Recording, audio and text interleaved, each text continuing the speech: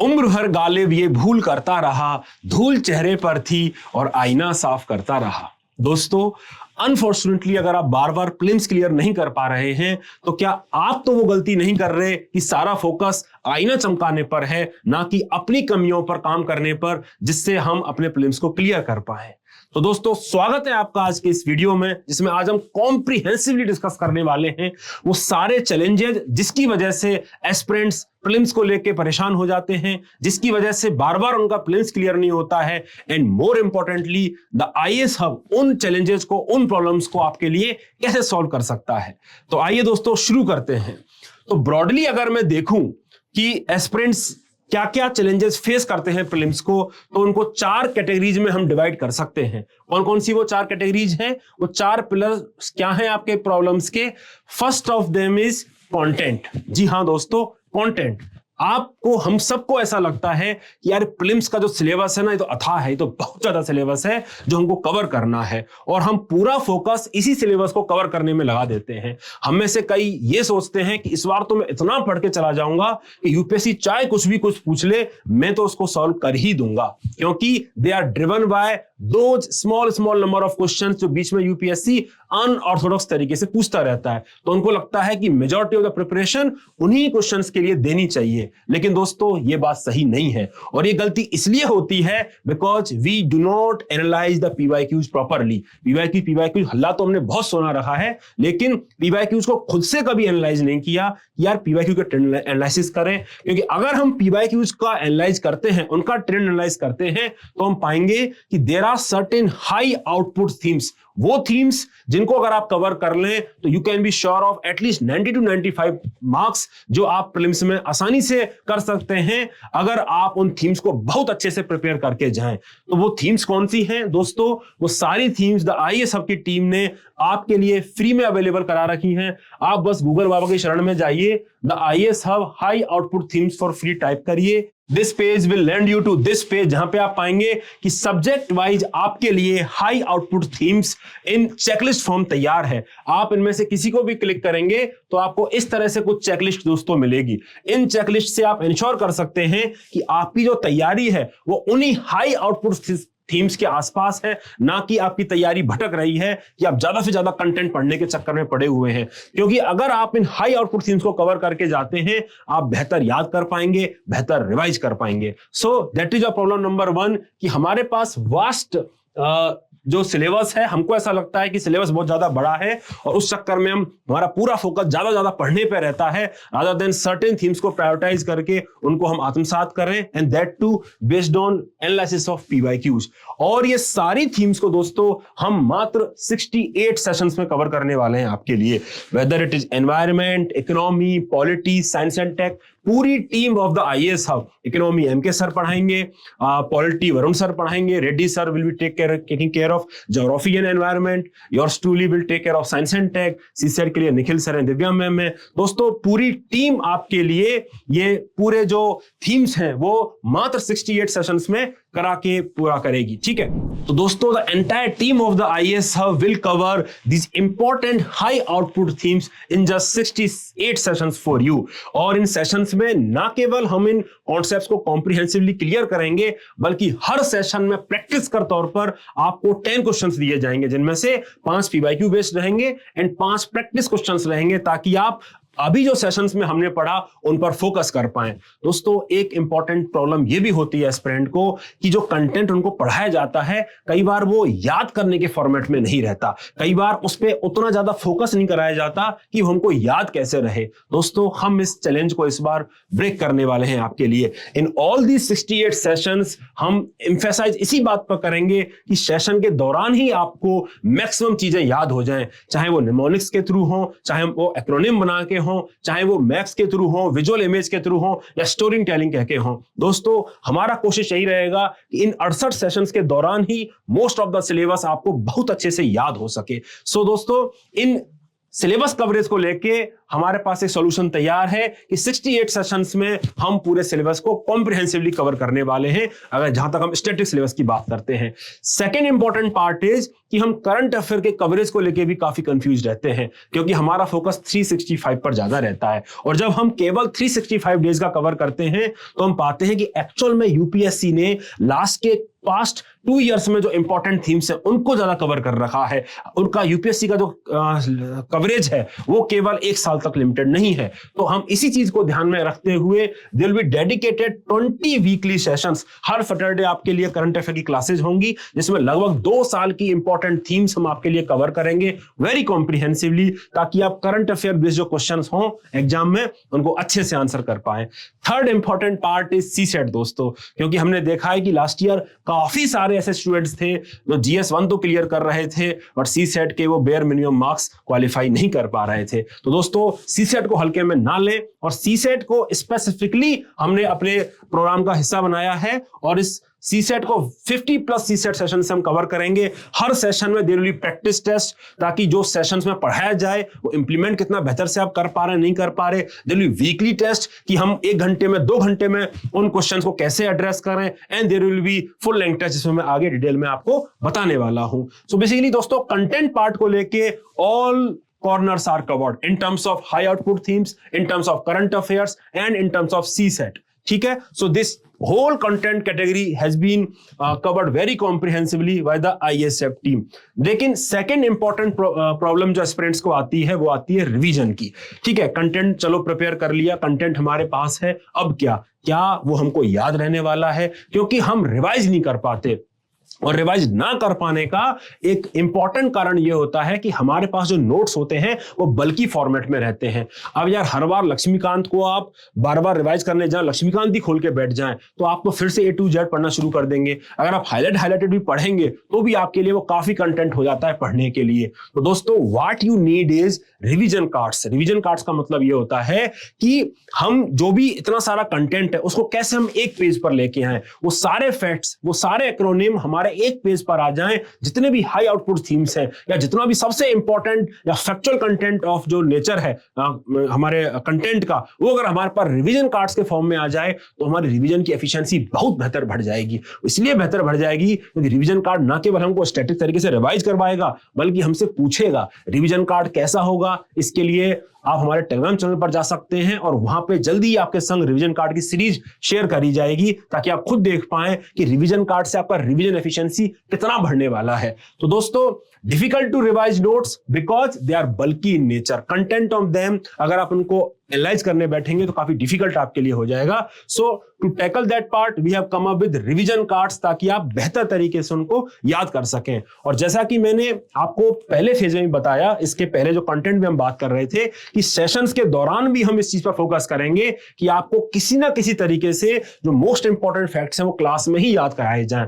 आपका ये अनुभव भी होगा, जो टीचर इस पर ज्यादा फोकस करते हैं कि बच्चों को फैक्चुअल इंफॉर्मेशन हम सेशन के दौरान ही याद करा दें, आप पाते हैं कि आपको भी ज्यादा बेहतर याद है। और ये तभी हो पाता है कि जब फैकल्टी खुद भी इस बात पर थोड़ा ध्यान दे कि मैं क्लास में ही बार बार उस चीज को रिपीट करूं, ताकि आपको क्लास में ही मेजॉरिटी ऑफ द पार्ट याद हो जाए, ताकि जब आप घर पे जाएं तो एक रीडिंग और लगाएं, रिवीजन कार्ड के थ्रू देखें, और वो हमेशा के लिए वो चीज आपके दिमाग में स्थायी हो जाए और आप एक्चुअल एग्जामिनेशन में उस चीज को सॉल्व कर सकें। ठीक है, another important part is lack of revision in terms of cycle, क्योंकि ज्यादातर फोकस एस्पिरेंट्स का सिलेबस कवर करने पर होता है। उनको ऐसा लगता है कि आप पहले ना पूरा सिलेबस कवर करेंगे and then we will revise. दोस्तों ये स्ट्रेटजी बहुत घातक सिद्ध होती है, क्योंकि सिलेबस अगर हम वास्ट सिलेबस के चक्कर में पड़ गए तो वो तो कभी खत्म नहीं होता, टॉपर का भी खत्म नहीं होता।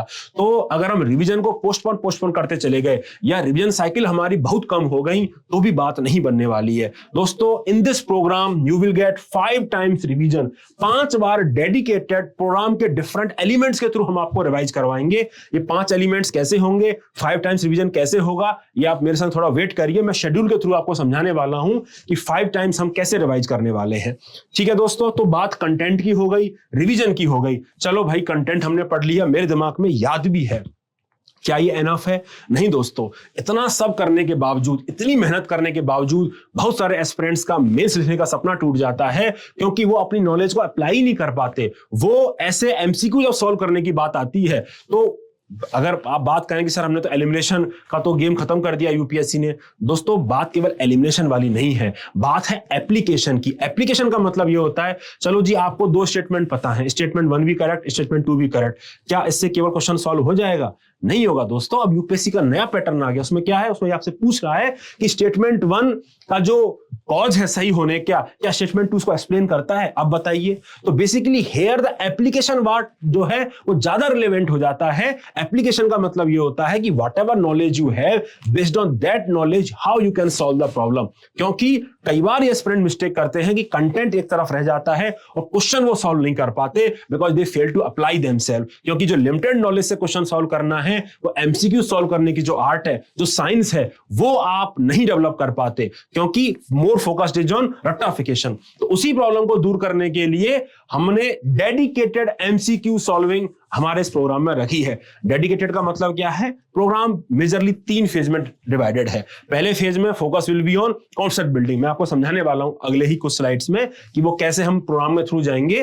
तो 68 सेशंस में हर सेशन में आपको हम 10 एमसीक्यू की प्रैक्टिस कराने वाले हैं। पहले फेज में वीक के एंड में आपको सेक्शनल टेस्ट कराया जाएगा और सेकंड फेज में डेडिकेटेडली डेली बेसिस पर आपके लिए 50 क्वेश्चन से डे। आई थिंक मैं आपको दिखाई देता हूं। तो दोस्तों जैसा कि आप देख सकते हैं, phase 1 will be of approx 11 weeks. 11 week में 11 दिसंबर से 25 फरवरी तक 11 वीक्स का प्रोग्राम है। इस 11 वीक्स में क्या होगा? 11 वीक्स में you will be having 6 days a class, Monday to Friday, Monday to Saturday आपकी 6 दिन क्लास चलेगी, जिसमें हाई आउटपुट थीम्स को आपको पढ़ाया जाएगा। ठीक है, अब हमने 6 दिन पढ़ लिया।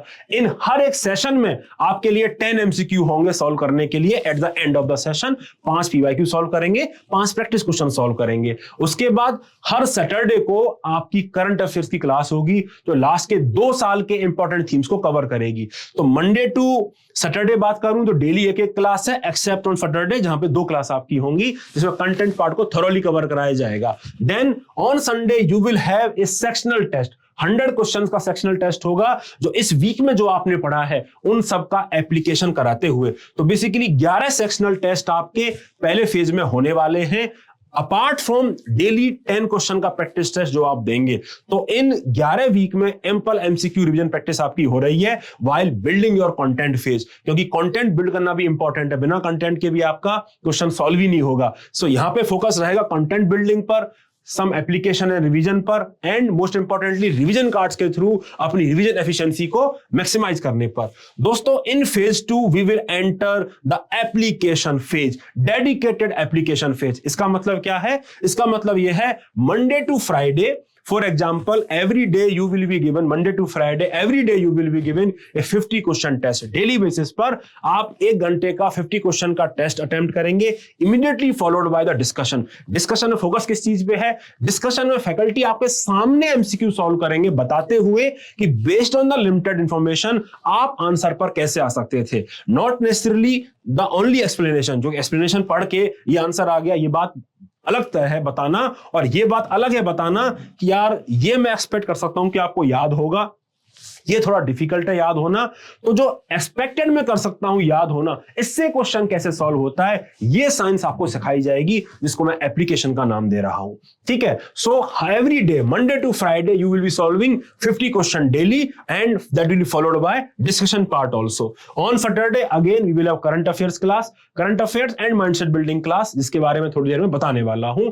And then on every Sunday in the phase 2 that will go up to 12th में, every Sunday you will B writing a full length test. Full length test आप लिखने वाले हो एवरी संडे, जिसमें सारे सब्जेक्ट्स के क्वेश्चंस आपके लिए आने वाले हैं। It will be like practice only. Then after phase 2, phase 3 will be about the simulator. Exam आपका 26 मई को है, उसके 1 वीक पहले आप पूरा डेडिकेटेडली उसको रिवाइज करके जाएंगे, और जो यूपीएससी के टाइमिंग्स हैं उनमें आप जीएस और सीसेट का पेपर लिखेंगे हमारे साथ। तो बेसिकली प्रोग्राम इन 3 फेज में डिवाइडेड है मोटा मोटा। So first phase of revision will be through these classes, जिसमें बार बार आपको रिवाइज करवाया जाएगा एक्रोनिम के थ्रू, बार बार आपको मोस्ट रिपीटेड वर्ड्स आपको करवाए जाएंगे। सो पहला फेज आपका यहां पे आएगा, सेकंड टाइम रिवीजन आप सेक्शनल टेस्ट के लिए करेंगे, ठीक है। थर्ड टाइम रिवीजन आपका इन मंडे टू फ्राइडे किसके थ्रू होगा, मंडे टू फ्राइडे जो आप करने वाले हो डेली बेसिस पे 50-50 क्वेश्चन उसके थ्रू आप करने वाले हैं। फोर्थ जो रिवीजन है वो आपका फुल लेंथ टेस्ट के थ्रू होगा, एंड फिफ्थ रिवीजन इस वाले वीक में होगा जिसमें सारे सब्जेक्ट्स को एक बार आप पढ़ने वाले हो। तो basically that is how you will be revising whole syllabus 5 times, ठीक है। एक बार और बता देता हूं, राउंड 1 मंडे टू सैटरडे वाले शेड्यूल में, राउंड 2 वीकली सेशनल टेस्ट के through, round 3 through daily MCQ 50 question का MCQ, round 4 through the full length test, and round 5 through the simulator. तो बेसिकली 5 टाइम्स आप रिवीजन करने वाले हैं प्रोग्राम के थ्रू डेडिकेटेडली। अब हम बात करते हैं एप्लीकेशन को थोड़ा और बेहतर समझाने के लिए, ताकि अभी तक आपने देखा कि एप्लीकेशन पे कैसे तीनों फेजेस में आपके लिए एमसीक्यू सॉल्विंग पर फोकस है, ठीक है। तो जैसे कि मैंने बताया था फेज 1 में भी आपके पास लगभग 7 + 3 10 क्वेश्चंस रहेंगे, 7 to 5 आपके पीवाईक्यूज रहेंगे, एंड 3 to 5 आपका प्रैक्टिस टेस्ट क्वेश्चन रहेंगे, डिपेंडिंग अपॉन उन थीम से कितने क्वेश्चंस आए हैं ऑल, ठीक है। एंड देन फेज 2 में डेडिकेटेड वाले क्वेश्चंस टेस्ट रहेंगे जो मैंने अभी आपको बताया, and phase 3 will be about the open sessions जो मैंने आपको बताया, सिमुलेटर वाला जो कंपोनेंट है वो रहेगा, ठीक है। सो बेसिकली एमसीक्यू सॉल्विंग की प्रैक्टिस है, और ये बात आपको मैं समझाना चाहता हूं, इस पूरी जो टेस्ट सीरीज आपको मिलेगी, मॉक टेस्ट मिलेगा, उसमें रैंडमली डिफिकल्ट क्वेश्चंस नहीं रहने वाले हैं। Those questions will be aligned with the latest UPSC pattern, ताकि आपका जो प्रैक्टिस है वो यूपीएससी के पैटर्न से अलाइन हो सके, weather it is in terms of the form जिसमें यूपीएससी क्वेश्चन पूछ रहा है, असर्शन रीजनिंग के बेस पे पूछ रहा है, ओनली 1 पेयर करेक्ट के क्वेश्चन में पूछ रहा है, and secondly number of such questions in the entire paper, and thirdly the kind of themes that UPSC is emphasising. हम भी उन्हीं थीम्स को एम्फसाइज करेंगे अपने पेपर में, और फर्दर एस्पेक्टेड जो थीम्स है, जो हाई आउटपुट थीम्स का भी पार्ट है, वो आपको इन सेक्शनल टेस्ट के थ्रू आपको हम बार बार रिवाइज करवाएंगे, ताकि एक्चुअल पेपर में भी आप उसको इंप्लीमेंट कर पाए। तो दोस्तों कंटेंट रिवीजन एप्लीकेशन वाला पार्ट डन हो गया। अब मैं आपसे कहता हूं कि one of the important factor, सब कुछ करने के बावजूद काफी एस्पिरेंट्स चूक जाते हैं मेंस लिखने से, that is because of mindset. आपने देखा भी होगा अपने आसपास, और मैं तो हर साल एक्सपीरियंस करता हूं, जैसे जैसे प्रीलिम्स पास आता है लोग नर्वस हो जाते हैं, लोग परेशान हो जाते हैं, बिकॉज कई सालों से इस तैयारी में फंसे हुए हैं, प्रीलिम्स क्लियर नहीं हो रहा है, काफी प्रेशर आ जाता है, क्योंकि सालों की मेहनत केवल 2 घंटे के पेपर पर टिक जाती है, ठीक है। तो अब क्या है, माइंडसेट जो है वो बहुत इंपॉर्टेंट गेम अदा करता है। अगर आप एंग्जियस हैं, आप परेशान हैं, तो दोस्तों आप ऐसी ऐसी गलती करके आएंगे ना कि आप बाद में आंसर की में लगाएंगे, बोलेंगे यार ये क्वेश्चन मैंने क्यों गलत कर दिया, ये 5 ही क्वेश्चंस थे, मैं जो पढ़ा हुआ था, सिली मिस्टेक्स जो है वो सारी आपकी होने लग जाएंगी, क्योंकि आप क्वेश्चन ही सही से नहीं पढ़ रहे होंगे। आपको जो क्वेश्चन में हिंट दे रखी होगी, जो एक्सट्रीम वर्ड दे रखा होगा, वो आप नहीं पढ़ पाओगे, क्योंकि आपका माइंड सही जगह पे नहीं, आप एंजाइटी में है। अगर आपसे क्वेश्चन सॉल्व नहीं होता, आप क्या करेंगे, आप 95 क्वेश्चन सॉल्व करके आएंगे, क्योंकि आपके बगल वाले मित्र ने पिछली बार 95 क्वेश्चन सॉल्व करे थे, उन्होंने मेंस लिखा था। तो बेसिकली आप एक आर्टिफिशियल नंबर चेंज करने लग जाएंगे, रादर देन अपना जो अटेम्प्ट है उसको साइंटिफिकली डिजाइन करने की बजाय। तो दोस्तों यही माइंडसेट, और इसी की मैं आपसे बात कर रहा हूं कि आपको कैसे एग्जाम फोबिया से बचना है, कैसे आपको सिली मिस्टेक्स अवॉइड करनी है, कैसे आप टू मेनी नेगेटिव जो हम अटेम्प्ट कर लेते हैं कि यार जबरदस्ती मार देते हैं, हम घर आके देखते हैं कि यार क्यों मार दिया हमने वो क्वेश्चन। हम एक्चुअल में आपको इन माइंडसेट बिल्डिंग सेशन से बताएंगे कि आप अपनी स्ट्रेंथ और वीकनेसेस के हिसाब से कैसे आप चूज करने वाले हैं कि यार ये वाले क्वेश्चन जो हैं इनमें मेरी एक्यूरेसी ज्यादा बैठ रही है, तो क्यों ना मैं इन तरह के क्वेश्चंस में रिस्क ज्यादा लूं, या ये वाले क्वेश्चन से या तो मैं हमेशा गलत करता हूं, तो मैं एक्चुअल एग्जाम में इस वाले जोन में और इस वाले टाइप के क्वेश्चंस अटेम्प्ट नहीं करूंगा। तो दोस्तों ये जो प्लेबुक है आपको साइंटिफिकली अपने लिए बनानी होगी। इन्हीं प्लेबुक्स को बनाने के लिए माइंडसेट के सेशंस आपको हर सैटरडे रेगुलर बेसिस पे आपको करवाए जाएंगे, ताकि आप ये चीज अपने अंदर इम्बाइब कर सके कि एक्चुअल एग्जाम कंडीशंस में हम अपनी परफॉर्मेंस को अपना बेस्ट कैसे डिलीवर करें।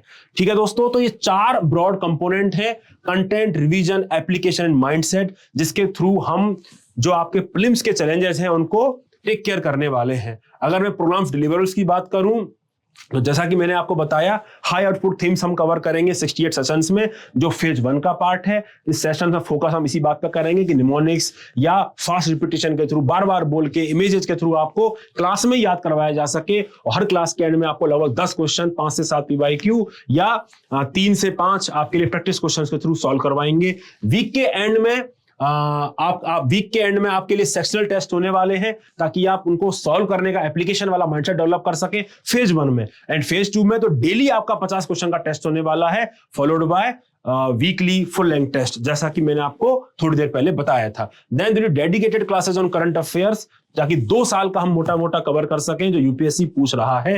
देन सीसेट सेशंस की मैं बात करूं तो सीसेट में 50 sessions will be on concept building, जिसमें प्रैक्टिस टेस्ट होंगे, 10 से 12 क्वेश्चन के प्रैक्टिस टेस्ट होंगे डेली बेसिस पर 50 सेशंस के दौरान। वीकली रिवीजन टेस्ट होंगे, जो भी कंपोनेंट आपने पूरे में पढ़ा है वैसा ही सीसेट में भी रिवीजन होने वाला है। And then there will be 11 to 12 full length test for CSAT also, 2-2 घंटे के जो टेस्ट हैं। तो सीसेट को भी हम कॉम्प्रिहेंसिवली कवर करने वाले हैं। देन माइंडसेट बिल्डिंग वाली जो मैं आपसे बात कह रहा था, वो माइंडसेट बिल्डिंग के डेडिकेटेड सेशंस हम आपके संग करेंगे, सीनियर फैकल्टीज आपके संग करेंगे।